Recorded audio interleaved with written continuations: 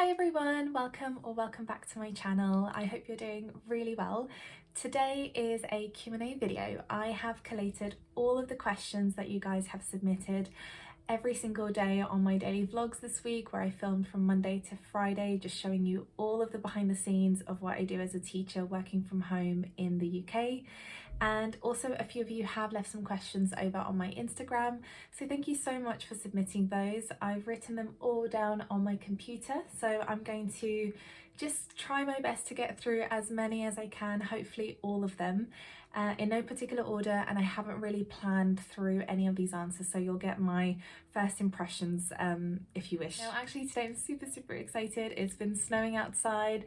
It's been so wonderful to wake up this morning and to see all of the whiteness, and it just looks so pretty and so magical. So yeah, it's a really good day and I hope you enjoy this video. So just grab a cup of hot drink or a tea or a coffee or whatever your drink of choice is.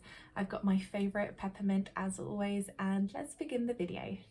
So the first question asks, what year are you teaching? I'm wondering how much you actually interact with students or other teaching in a setting that is not online. So I teach science at a secondary school in London, and essentially what that means is from year 7 to year 13. Now actually this academic year I'm not teaching year 7, but I typically normally do, and the ages of that is age 11, 12 to about age 18. Some of my students are 19 years old as well. And so those are the age brackets that I teach, but I predominantly teach A-level biology because I'm head of biology, and that's year 12 and 13, and I also teach predominantly Key Stage 4, which is year 10 and year 11. Now, in terms of how much I interact with students or teachers on a daily basis, it really does depend on my teaching timetable, but generally I interact with students between 4 and 6 hours every day, and with staff I would say a couple of hours every day, whether that's, you know, in a meeting format or in the staff room or in the work room where we share, you know, the same working space. But yeah, every single day there is a huge amount of interaction, and it is a job that really requires you to be present and for you to be there and to be interacting with people. But that being said, there are also times where you can sort of switch off and sort of go away a little bit. You know, I am an introvert at heart, so I don't think I could survive at this job if it was massively extroverted. Okay, so the second question now asks, what and how much detail should be in a teacher trainee evidence folder? So I've actually been thinking about making a PGCE folder video. Give this video a thumbs up if you'd like to see that. But essentially, in terms of how much detail you should include in your evidence folder, I would say for all of the teaching standards, you want to have between 3 and 5 really solid pieces of evidence. And in my mind, that looks like a bit of a journey. So for example, one piece of evidence to do with teaching standard 2, so for progress, you want to have the evidence of how it started, how that piece of work started for that student. What was your contribution? So what did you do as a teacher? And then what was the end point? So how did that student make progress? So within one piece of evidence, you're looking at 3 little nuggets, and that makes a story, and I think that will show the evidence that you have met that teaching standard, for example. And then in addition to that, I would have just a few more just for each one. So yeah, I mean, I think it does vary a lot from person to person, but that's sort of my gut instinct to answer that question. Next one asks, what points would you say should definitely be in a teacher training personal statement? This is such a good question. I don't really remember my personal statement, but I would say it definitely wants to communicate your love for working with young people. So any type of work experience that you've had, any interactions you've had with young people, even if you haven't had that much, why you want to be in teaching, I think that's really important. And I think secondly, your love for the subject. So for example, if you have really sort of like a huge interest and a passion for your subject area, make sure that that comes across in your personal statement, because I think generally speaking in a teacher training interview, they will talk about your love for young people and your love for the subject, which is ultimately the reason why you are going to be teaching that subject and teaching in a school. So definitely make sure that that comes across. I would also add that perhaps the third important thing that you want to make sure comes across in your statement are the qualities that are authentic to you. We all have them, so have a bit of a think as to what makes you you, whether that is you being really empathetic and patient and really kind, or whether that is someone that is a little bit more of a go-getter and would be really involved in pushing students out of their boundaries and out of their comfort zones. Just have a think, and I think if that can come across in your personal statement, it is more likely to make you memorable and to also make you really, really authentic. Okay, so the next question now says, how do you deal with making mistakes and letting your team down? I have made a minor one today and I felt so guilty. I think this one, we've all been there. So I think it's really, really important that you brush it off, if anything. Don't dwell on making mistakes. We all make them, every single person, no matter what experience they've had, no matter what position they're in. Everyone makes mistakes because we're human. And so I think just showing that kindness to yourself as if you were to show that kindness to someone else in your team who would have made that mistake, I think can go a really long way. I also think that if you are one of those people that does tend to get anxious and dwell about making mistakes, which is definitely me, something that I found really useful in how to deal with situations like this is to actually pick up the slack. So if the mistake you made has had a consequence on other people's workload, pick it up. You are the person that is dealing with the consequences, and if you can't deal with those consequences for whatever reason, try to offer that person something else that you can take off their plate to do. But ultimately, it shouldn't be something that is going to, be on your mind for more than a few hours, and definitely not days. So just feel it, let it go, and then take action. I think that always helps. But I'm sure it's fine, and I'm sure you're amazing. Okay, so the next question says, what extra duties and responsibilities do you have as a head of department? First of all, I'm not head of science, that is the head of department. I am only head of biology, which is essentially under the umbrella of the head of department. So there's a head of science, head of biology, head of chemistry, head of physics. And my responsibilities within that are to monitor student progress, to make sure that the team is confident and skilled and knowledgeable and know exactly what they're doing, they're meeting their deadlines, they're doing all of their work, etc.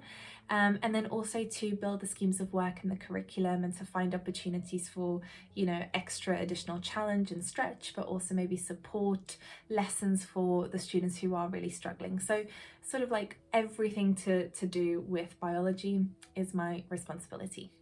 Then it says, when your students misbehave, how do you stop it from affecting you emotionally? I love behaviour management. It is something I could talk about for hours. I actually haven't even made a video about behaviour management, but I think really early on, I learned that students' behaviour is a choice, and it's an action that can be changed. It isn't something that is ingrained and is part of someone's identity. So I try not to take it personally. I try to think about the circumstance and then reflect on, what was it about that particular interaction? What was it about that particular incident, or the things that I said or the things that the student said that made it such an emotionally charged conversation or moment?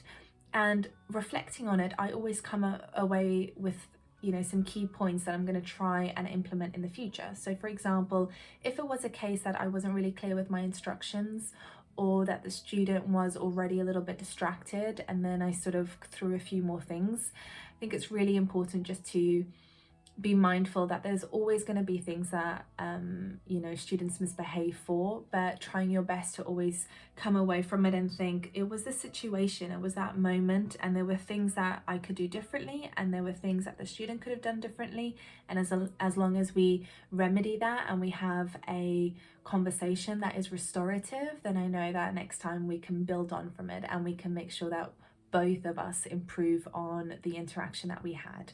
I think that always helps soothe the situation. So if I am starting to feel a little bit emotional towards a behaviour situation, I definitely prioritise reflection and then a restorative conversation. What tips would you give to someone about to start their PGCE? Any recommended reading? I think I've got an IGTV on my Instagram I did over the summer, so maybe check that one out. But essentially, if you're about to start your PGCE, try really hard to establish some really good organization systems so that you're ready, for the course to begin, for your teaching, workload, etc. And then definitely try to engage with some CPD. So that is anything that you can do to start to get to know a little bit about teaching and learning and about what happens in schools. And then the third thing is improve your subject knowledge. So if you can sit down and do a little bit of revision and a little bit of studying just to make sure that you're confident with what you're going to be teaching, especially in the first few months, I think that can really help you. What advice do you have to give PGCE students this year? I think naturally you are going through a national lockdown, so potentially your training has been interrupted in so many different ways, and my heart goes out to you because I think it's probably one of the hardest times to train to be a teacher. So I think in terms of advice that I have for you is not very dissimilar to what I said earlier to the previous question, but I think try your hardest to still feel part of the team. So if you're able to have weekly meetings with your department or even your mentor, like definitely prioritize having those. Really try to push yourself to get really good at the online learning, because I'm predicting that the future of education is going to be a blend between online and in-classroom learning. So it's going to be a blended learning approach. And I think if you can really master this aspect of teaching, I think it will be amazing for you in the future. So don't lose your motivation, don't lose your will, don't lose that eagerness. Still find opportunities. There are a ton of online courses. Make sure that you're part of your team, really hone in your skill at delivering online lessons. And then when you're back in the classroom, you can focus on the other things that you feel like you might be missing out on. Okay, next one says, how do you organise department and SLT meeting notes and to-do lists? I use a bullet journal, so I'm actually currently finishing this one. I have one page left, and then I'm going to be starting a new bullet journal for the next half term. And I went for this. It's a customizable bullet journal, and I just like the flexibility that a bullet journal gives me because I'm in charge of how I write things and how much I write.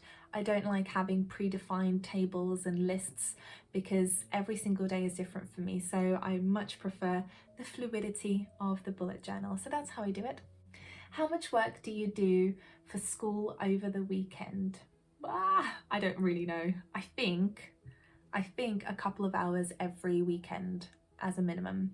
And then I think if it's a period where there are just so many things to do, I feel like I'm behind, or I've had a really tricky week and I haven't been able to get my work done in the week. Sometimes it can look like half a day on a weekend, so like a Saturday afternoon or a Sunday afternoon. But then also there have been weekends where I had to work the entire weekend day. But that typically tends to be because I picked up some extra work that I wanted to get involved with. It hasn't been a case that was as a result of just my basic workload. So yeah, I think typically 2 hours a weekend. I would say 2 times each half term, 4 hours, 5 hours, and then maybe once or twice a term, a full day. But I hope that doesn't put you off teaching, because actually the work that I do on a weekend tends to be the work that I love to do the most. Oh, did you ever consider another career? I have definitely considered another career. I've always wanted to be a teacher though. I remember back when I was at school wanting to be a teacher but not really knowing if that was something that I wanted to commit to. I wanted to be a scientist, I wanted to be a doctor, I wanted to be a psychologist, I wanted to be a nutritionist, I've wanted to be a writer, I still want to be a writer. I think there's just been something quite magical about coming into teaching, because it's almost like it's been a blend of all of these things I've always wanted to do. And I think for the time being, it's absolutely my dream job, but I do recognize that I much prefer a career that is somewhat fluid and that has, creative aspects, and that I can sort of like be in charge of how I want to spend my time. But yeah, who knows what the future will bring, but for now I'm super happy as a teacher. Always curious about whether most teachers prefer using a personal laptop or a school one. I don't really care much about this one. I know that some people are very particular about it and they don't like to do work on their personal laptop, or some people just prefer to have their personal laptop hooked into the school. Now, I just think that in terms of taking your personal laptop to school, I don't actually think that's possible anymore because of GDPR. So at school, I just use the computers that are at school. We just have a login that works for any computer, and then everything that we have on our desktop and our drive, all of that is automatically saved and I can access that from anywhere. So I never take my personal laptop to school, but if I'm working at home, I will obviously use my personal laptop. So I think there's no personal preference for me. How do you tackle your workload in half term? I like to take a proper break during every single half term. I think it's one of the perks and one of the most amazing things about being a teacher is you get all of those holidays. So I don't want to just spend a ton of time working during them. And so what I like to do over a half term is spend maybe 1 or 2 days actually working and then the rest of the days not working. I know that some people prefer to do a few hours every day and then enjoy the rest of the day. But for me personally, I like to rest and then have like a hyper-focused full on day or two where I just get on with planning lessons for the new half term or making sure everything from the previous half term has been done. So yeah, that's sort of how I schedule it. Do you ask students to submit work in your school? I'm assuming that this is to do with online learning, and if that is, absolutely. So for every single piece of work that I submit or that I ask my students to do on Google Classroom, I ask them to submit some form of evidence. So if I'm using Pear Deck, which is that interactive PowerPoint where students are writing answers straight onto the Pear Deck Google slide, I don't ask them for any other evidence because that is the evidence that they've done it. But if I'm not using that, then I will ask them to leave me a private comment or to leave a comment on the stream for the classroom answering a question that is more discussion based, so then they can all read each other's comments and sort of, you know, have a bit of a think about the question that I've posed them. Sometimes I ask for a photo, or sometimes I ask them to edit a Google Doc and then write their answer in that Google Doc. Other times I put quizzes, and so if they've completed those quizzes, then that's the evidence. So I think it's nice to mix things up also for students because they don't like to do the same thing every single time. What inspires you to be so productive? What's motivating you to complete these videos while you're teaching? Oh, thank you so much. What inspires me to be so productive is this drive, this ambition to make every single day count. It doesn't always happen, and hopefully you saw that with the teacher vlogs that on Wednesday I had a bit of an off day, but I would say that for the most part I'm really passionate about my job. I'm really excited about what I do, and so doing something that you love automatically gives you a bit of energy and a boost to make you want to do things. And I think if you're experiencing days on end where you're not really excited and you're not being productive, I tend to find that there are 2 reasons. The first is that you're not in the right profession and you're not doing the thing that you love to do. And the second is you're reaching burnout. You are overwhelmed and you just need to rest. So I think for me, to be productive is just a default of the fact that I love to do my job. But also, I think I love to feel a sense of achievement. I love organization and to-do lists and to, you know, be super efficient. And I also, I consume so much content to do with productivity, whether that's on YouTube or books. And so I think I've learned a few things along the last few years about productivity, and I try to incorporate them on a daily basis, and I think it does work. So yeah, I think that's how I managed to stay so productive. A couple of my favorite strategies are time blocking. So within your calendar, you just sort of block out specific amounts of time for things. Chunking tasks, so putting a bunch of tasks that are similar all together. and then also sort of like going into a hyper focus mode where you're just focusing on that one task and you're going to get it done. I love using timers. I love the 2-minute rule. I love this matrix, which maybe I was thinking about making a video as well, where you categorize and prioritize your work. So I use a bunch of different strategies, and I think that always helps me stay productive. In terms of what's making me motivated to do these videos, I think it's just such a lovely thing to be doing while I'm at home, because I have the time and I have the freedom, and I also want to challenge myself to build content and document this kind of part of my life, and also build a community and reach out to people and find people who are also interested and passionate about teaching and education. So yeah, there's a bunch of different reasons. I think we've got a handful more of questions. How was your journey on realizing that you wanted to become an educator? I think the seed was always there. I think I always wanted to be an educator, but my journey on realizing it, I think the realization came from when I was doing my undergraduate degree, and in the second year, in the summer, I worked in a school with autistic children. And I think when I was working there, that's pretty much when I had the realization that I wanted to work with young people. Not necessarily that I wanted to be a teacher, because at that point I was thinking, do I want to do research with young people? Do I want to be a psychologist? Do I want to work for a charity organization?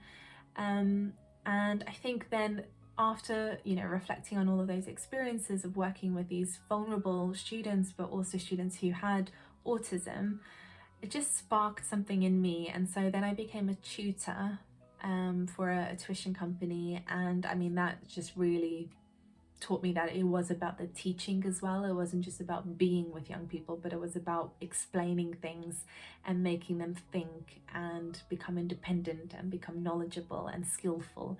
So that's when I realized I wanted to become an educator. Do you create all of your lessons from scratch? And if so, how do you cut your planning time down? It currently takes me 2.5 to 3 hours to plan a lesson from scratch and create the resources. I've been there. I think I used to take 4 hours to plan lessons. And to me right now, that is just unthinkable. I don't have the time to do that. And I think what's reassuring to you right now, if that's where you are, is it will get better and you will get faster. There's actually this law called Parkinson's law. It's one of my productivity hacks, and essentially it means that whatever task you have is going to fill up the time that you give it. So if you do have 3 hours to spend on a lesson plan, you will spend 3 hours on a lesson plan. But if you only allocate half an hour or an hour, then that's all the time you have. So Parkinson's law says that you will fill the time with the task that you have to do. So use a timer and really sort of pump up that adrenaline. Like, having that deadline there is going to make you do it a lot faster. There are some quick wins. Always use resources. Don't plan from scratch. Avoid planning from scratch. So try to have a template or have a resource that you found online, or find a resource from your team. And I think working from something tends to be a lot better. And then also try to follow the same structure, because then in your mind that is going to make it a lot easier. That being said, if you are a PGCE student, take your time, perfect the craft of lesson planning and try different things. So I would say if you're training to be a teacher, it's fine to be spending 2 to 3 hours, and then over time try to limit that number of hours. For me, I spend between 15 and 30 minutes planning a lesson. If it is an A-level lesson, that does tend to take me a little bit longer, so about an hour. And I typically plan lessons from scratch only for A-level. And I mean, if I were to guess, I think about 70% of my lessons are using previous resources. We'd love to know any tips you have for managing your time as a teacher and your favourite assessment for learning strategies. Managing my time, I think I've mentioned already in the previous question, so I'll just skip that for now. And then favorite assessment for learning strategies. I love assessment for learning. I think it is sort of the power tool, that sort of like magic trick that teachers have to make their lessons a lot more engaging and fun and interesting. I would say I love quizzes, so retrieval-based quizzes, true and false, thumbs up, thumbs down. I love reflection-based assessments, so thinking about getting students to write sentences to reflect on their learning, or RAG ratings, so red, amber and green cards. I also really love modelling and then getting students to do work independently and then giving them some form of verbal feedback. I love getting students to reflect on work that has mistakes, so whether I provide them the work that has the mistakes or they do some peer assessment. I also love students writing sentences that have mistakes in them, and then they swap that with their peers, and then they have to find the mistakes and correct them. I think that's also a really fun activity.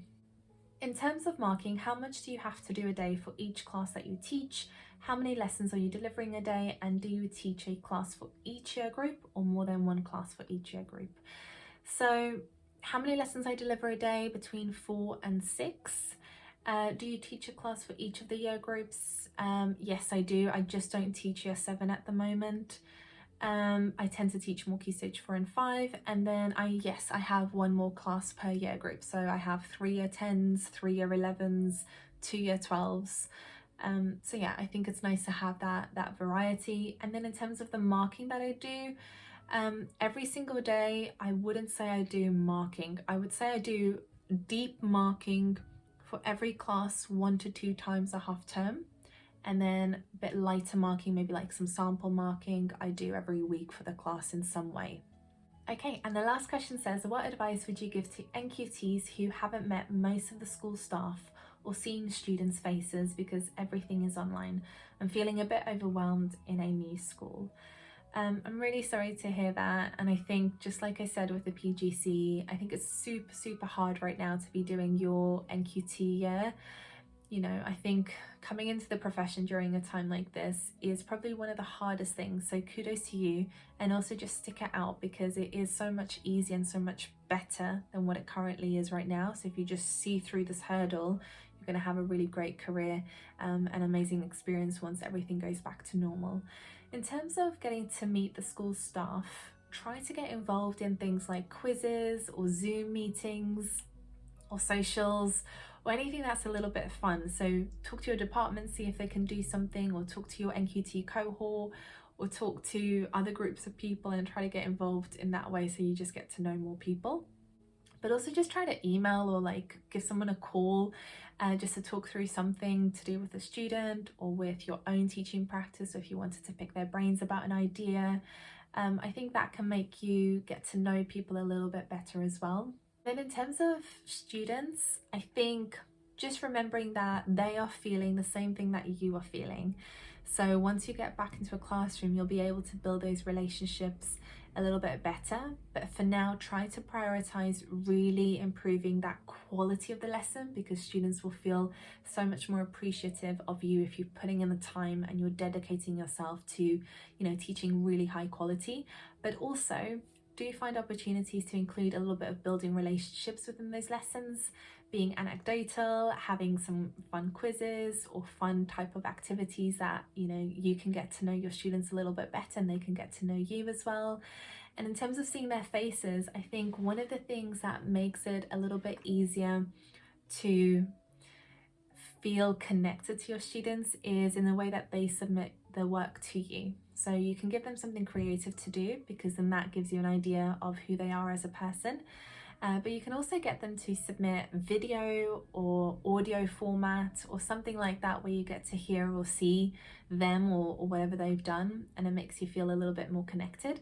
And then you as a teacher can use Mote, which is this voice recording extension that you add to your web browser, and it allows you to leave some feedback verbally, so you can then just also leave a little voice note to them, and I think that just makes it a little bit more special, and then hopefully that way you're able to build that connection without having to see them face to face. Oh my gosh guys, so we just got through 20 something questions. I hope that you enjoyed that. If you want to see more of these videos, then definitely let me know. I think it might be quite a fun idea to do a Q&A every single month, and just answer all of the questions that I've received throughout that month in this format. If you do have any other questions, pop them down in the comment section below. But that is it for today's video, and I will see you next week with a couple more videos, hopefully to do with my PGC folder, and also maybe another little vlog style video and bullet journaling. But yeah, I hope you have a lovely week and thank you so much for watching, and I will see you soon. Bye!